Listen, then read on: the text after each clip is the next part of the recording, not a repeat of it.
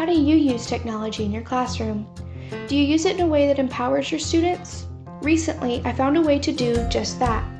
You see, getting my 6th graders to share their thinking as they read was difficult. My students were scared that their thinking and opinions were wrong or stupid. They were nervous, as most adolescents are, to share ideas with their peers. For this reason, they held back. Their metacognitive conversations about their reading were stale, generic, and boring. They weren't asking genuine questions. They weren't making authentic connections. My students were uncomfortable with the in-person read and discuss format. I realized I was asking them to speak the language I had learned. I was asking them to participate in the style of discussion that was relevant for me. I needed to find a way to allow them to speak their language and in a way that was relevant to their lives.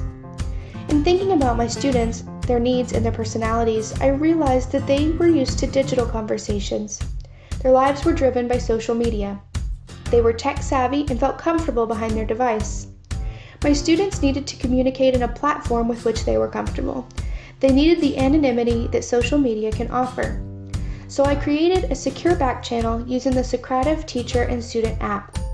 A back channel is a conversation similar to a private chat room that takes place alongside an activity or event. My students were able to digitally verbalize their thinking anonymously via a device such as a cell phone or tablet.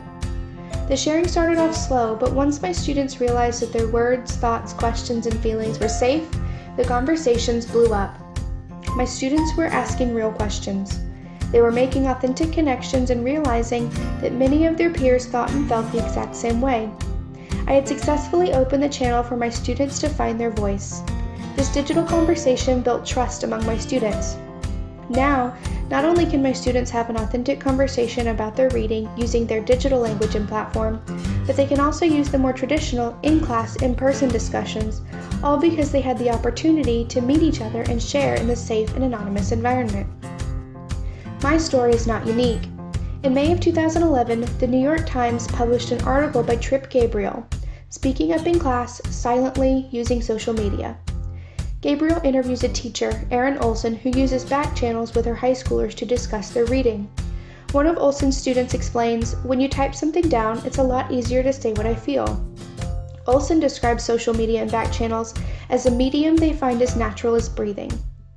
Other students state that by using back channels to discuss reading, everybody is heard in class, and it's made me see my peers as more intelligent, see their thought process, and begin to understand them on a deeper level.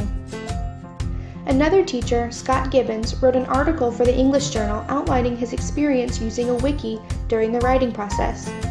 Gibbons had a control class who went through the process the old-fashioned way, and a test class who used the wiki to go through the entire writing process.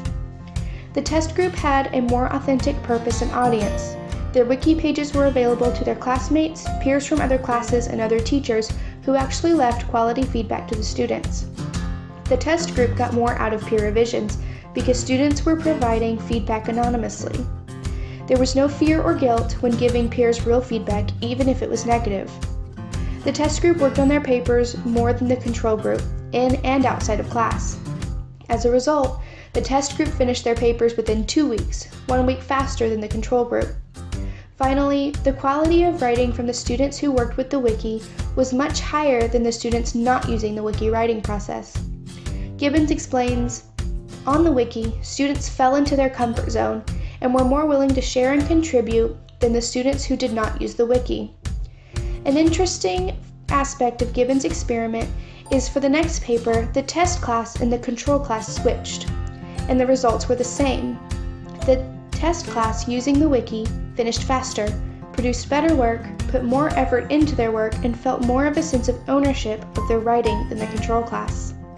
Just like Olson and Gibbons, I found a way to empower my students by allowing them to work and communicate using a platform with which they were comfortable.